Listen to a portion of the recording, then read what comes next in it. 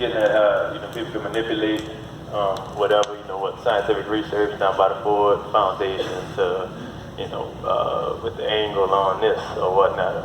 Who is it that's sponsoring this scientific research and whatnot? That's what you're getting at. Yeah, again, wherever there's, a profit motive, there's going to be insidious, like just group of people or whatnot, capitalists, that's going to then be able to push this propaganda or push the agenda to whatever sort of narrative they want it to fit. That's the important work Taking Down NOLA is doing, of being able to control the narrative, as well as the workers group, and getting the newspaper out and controlling the narrative of what's then being said, and for the people to then digest and whatnot. So, who else we had here? Go ahead, Ben. Yeah, both of you touched on this briefly, but both mainland China and Russia started out with Lenin in Russia and Mao Zedong in China with socialist revolutions. But since then, they've kind of evolved backwards. And because I've read this, because they allow both countries allow multinational corporations to come into their country. How did this backstepping happen? Can any of you explain that to me? Well, they got a multitude of factors there, but go ahead, question. Want to go ahead and get up in there? Get to that. I'm going to go small on that because this is more gas field expertise, but I would say I had a homie who's got a great podcast called Exit the Matrix, Black Communist Cat out in DC. And he was like, Russia and China didn't fall to U.S. armies by that form of imperialism. They fell to McDonald's and Coca-Cola. And it's like one little company, corporate investment at a time. And speaking of which, just to dovetail back to what Emma was saying, they got this book, No Logo, if you're familiar with Naomi Klein, or Shock Doctrine, all of that, for, fairly bourgeois, liberal journalist. She does her thing. But she talked about how so much of just American economy, she never calls it late-stage capitalism, but I can see now that's what she was describing 10 years later after reading it, is so corporate commodified that you'll have big pharma has already bought out so many of the colleges, for example, that they are paying for the research and the R&D before that drug comes out, right?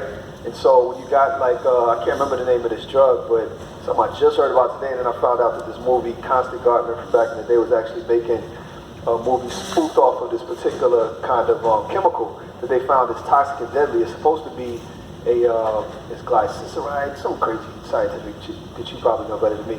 But it's what's the thing they put on the plants?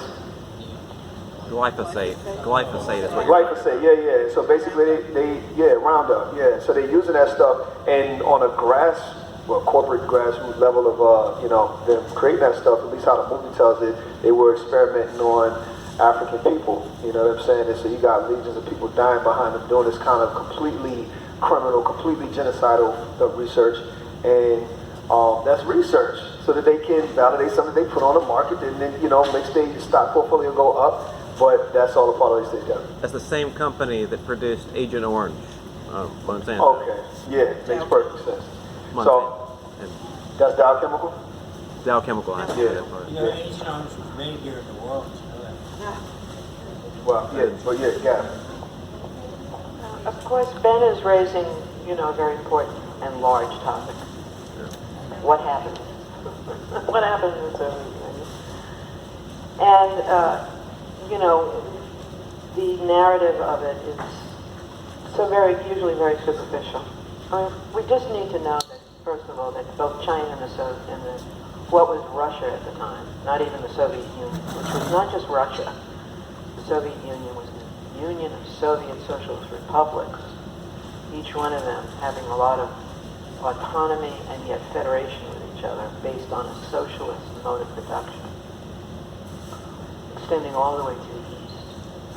They were extremely peasant-based, both. They were extremely poor. They had an extremely low level of production. And it was a struggle how to feed people. That's the origins of both these tremendous revolutions. That what they achieved was all the more incredible. The Soviet Union was practically destroyed in World War II. They, Red Army, is what fought back the Nazis. The U.S. didn't get involved in World War II until the Red Army was marching across Eastern Europe. And the U.S. said, uh-oh, we're going to lose out on getting some colonies here. The U.S. was hoping that Nazi Germany would destroy the Soviet Union. The Soviet Union lost 30 million people. And so the mindset and the political nature of these countries, in the trying to survive and trying to build socialism, you know, with communist parties, you know, leading the way in both countries, which is very important, began to seek ways that they could develop their countries. They could develop the productive capacities of their country in order to be able to feed and house and do everything that they needed to do. That's real socialism. Their intentions were nothing but that. But unfortunately, along the way, they allowed a growing inequality and a growing bureaucracy and a growing involvement in even the party itself of capitalists who watered down the revolutionary ideals and the philosophies and the policies. They opened the door to the wolf. And the wolf of capitalism will spontaneously generate itself everywhere that they can find a way to make a profit. But socialism is built by revolutionary consciousness. The only reason that Cuba is still existing today, standing as such a monument under the small country with not a lot of natural resources, under a vicious embargo, sabotage, invasion carried out by the United States, stands because they always put a high price on revolutionary education, revolutionary ideology, revolutionary mobilization of the masses. You have to, that's how socialism develops. Capitalism develops with just a few people getting their way in there. This product and that product, this promise and bribery and everything else under the sun. And unfortunately, it carried the day. The way I look at it is that was a stage of human history that showed us what socialism can do. It proved its case. But it was not strong enough to withstand the onslaught from a hostile capitalist world that still existed around it. And that's bitter. And that has been a big defeat for us to overcome. Worldwide socialist and communist organizations are rebuilding. There's no other way. There's no other way, and it's happening everywhere. What we have done in New Orleans by just having the New Orleans Workers Group, a revolutionary socialist organization, is being repeated all over the world. We can see that just now in South Africa, for example. Here was this immense, incredible struggle against apartheid. Does anybody here not know what apartheid was? I just want to make sure. Apartheid was a legal system of total and complete white supremacy, segregation, and racism against the African people by a settler group from Europe who claimed and took over the ownership of everything in the capitalist country. Its form of government was apartheid. The Nazis were a capitalist government. Their form of government was fascism. The U.S. is a capitalist government. It tries to say it's a democracy, but that's a deception. So these are all capitalist governments and so on. But what happened after the fall of apartheid? This amazing struggle. I think I was arrested 10 times on anti-apartheid demonstrations. A group came in. Nothing was, the foundations, the ownership was not wrested from the hands of the mainly white establishment. A number of African capitalists were then established and created. And that became the government. And the masses of the African people, their conditions have not really drastically improved. So now, this last year, was the establishment of the South African Revolutionary Socialist Party, coming out of the workers coming out, particularly from Kasatu, which is the miners, who were such a backbone in the anti-apartheid struggle, who said, we have to overthrow capitalism to really have genuine equality, liberation, and to meet the needs of the people in this enormously rich country, which is still under capitalist control. A lot of it by the white establishment, but not exclusively at all. So you have a change. So this is happening around the world, where there's, after the difficult defeat, after seeing China become not so much as a revolutionary beacon as it was, and so on, still maintaining some socialist aspects, but very whittled away, so not be that same beacon that it was, and so on. It really has been hard for the revolutionary movement. We don't pretty this up in any way, shape, or form, but we are determined to know that this is what has to be rebuilt, because there is no future under capitalism. There is no future under capitalism. Sorry about that. Boo. So anyway, that's a very simplified, answer to that. So we really have to level our guns on capital. Remember that anywhere where capitalism comes in, anywhere the U.S. invades, anywhere they come in the name of democracy and the free market, they bring misery and suffering in their wake. They don't bring anything useful, helpful, progressive, or anything else. This is their pattern. And so this is why you have, the Eastern European countries were nominally socialist. What I always said when people would ask me, I'd say they need more socialism. They don't need to not be socialist. So are you happy with what you got now? You've got these capitalist, right-wing, anti-Semitic, anti-LGBT, anti-woman, right-wingers running all around Eastern Europe. They are nothing but colonies now with NATO bases in them. And the living standards of the workers in all of those countries has plummeted. Everything has been taken away from them that they had. So no, they weren't perfect socialist countries. They needed more socialism. They didn't need to turn back to capitalism. Thanks for the give. Anybody else? Maybe with one more quick question? Two more? Go ahead, you got one? Yeah. So capitalism is obviously going to make with the disparities going to grow even larger. So I'm thinking in my mind, like, we talk about like a global workers union, and a mobilization of people at the global scale. I think back to like the most micro local scale as possible. Like, how do we simultaneously like organize and mobilize people for like economic sustainability and solidarity, like apart from the corporations, apart from the franchises? Like, how can we as workers start to convince people to like suffocate economically, like the franchises and businesses that come into poor communities where the money is just, I feel like in the American consciousness there's this glorification of capitalism on the micro level, like the small town level, the mom and pop business, And so like, you have examples like Christiania in Copenhagen, where people squatted a military base in the 50s, they legalized marijuana, blocked out the police, housed people, fed people, started their own business, had like a micro-capitalist economy that was completely democratically operating. People in Jackson, Mississippi, right now that are attempting, like, how do we simultaneously, like, have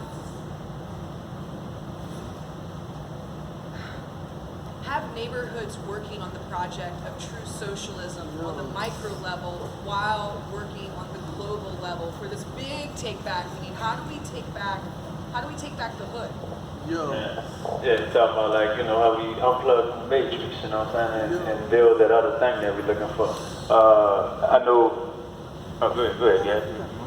I just want to say that notion of utopian socialism has been around for a long time by very wonderful people, totally sincere efforts, starting with Robert Owens and others.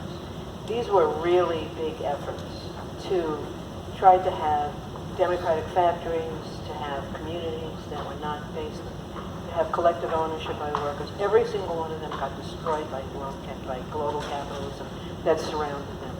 This is a very great desire of a lot of people. Don't we all wish that we could get away from being in their rat race and stuff. We do. But it doesn't work.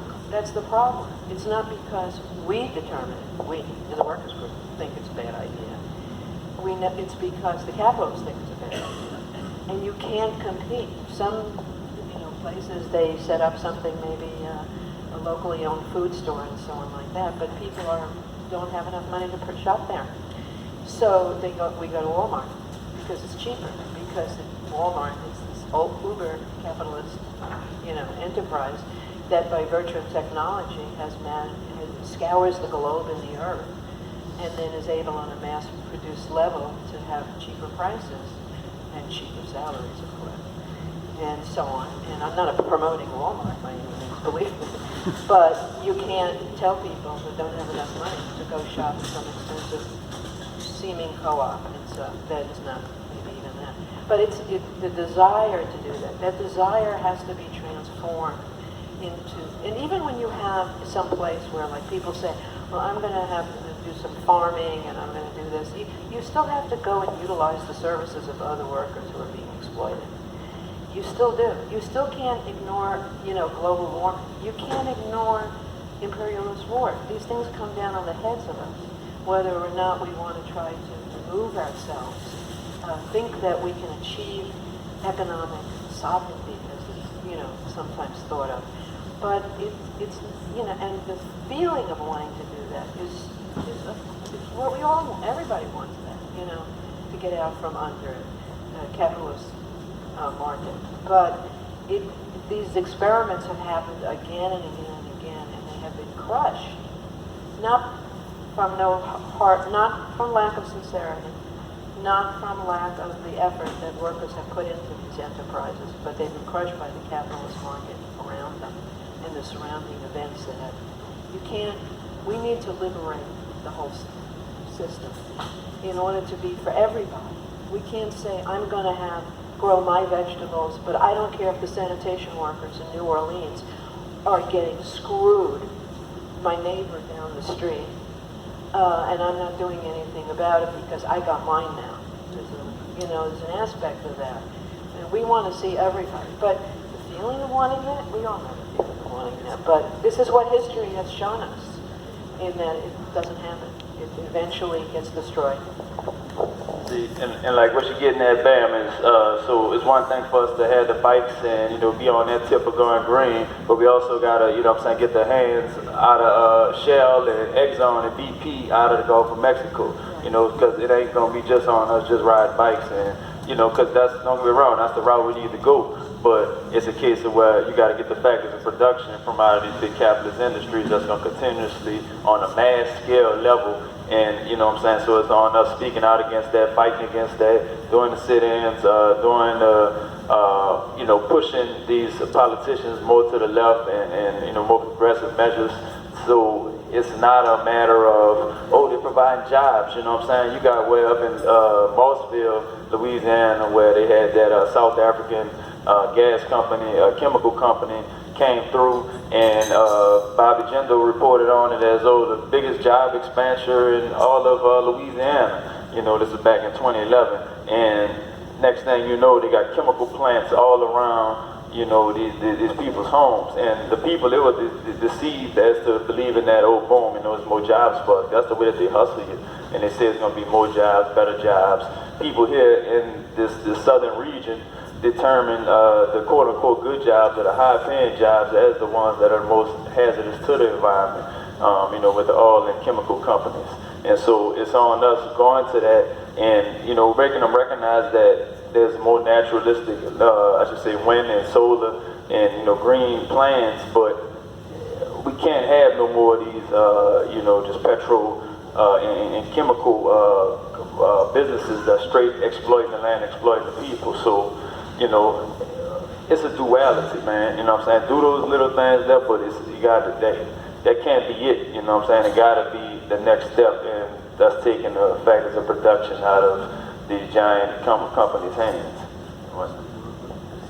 So yeah, I feel you on that, and I think the thing that I get the most from having these kind of conversations is realizing, and not just the conversation, but the movement you know, how it moves through your body and how our bodies follow and create movement through the street. You know what I mean? Like, it starts with a lecture like this, and then it has to become a part of our lived everyday practice. And by that, I'm talking about whatever the ideology, the revolutionary ideology is that you get and glean from coming to a space like this. I always tell people my space started in the library about 7-8 years ago. And all it took was me seeing those monuments that, you know, Malcolm and Leon, you know, put up there for me to see, and light bulb, bonfire in my head. But here I am amongst a bunch of, you know, bourgeois, aspirant bourgeois black folks in arts and academics, similar to myself, and they didn't see a problem with that. And so it took a climate, a moment that allowed us to move, right? And it's those big mass movement moments that you have to, you know, exploit. You got to take the most advantage of, because the stuff you're talking about right now, you're talking about taking something that's a micro gain and put it to scale, right? It sounds kind of like take the mom and pop, and why can't it all be like that? Because that would all be socialist. If that was possible, I wouldn't be standing here right now. You know what I'm saying? I'd be my black ass in Africa somewhere. And I try to make that point, especially from like my cultural nationalist type of homeboys and you know, friends, because there's a long strand of thinking that, you know, let's just go get some land out in you know, the country, and we can have our own farms, yada yada yada. Enter John Africa and the Africa movement. They did it right there in the city of Philly and got bombed out for it, right? Tulsa, Oklahoma.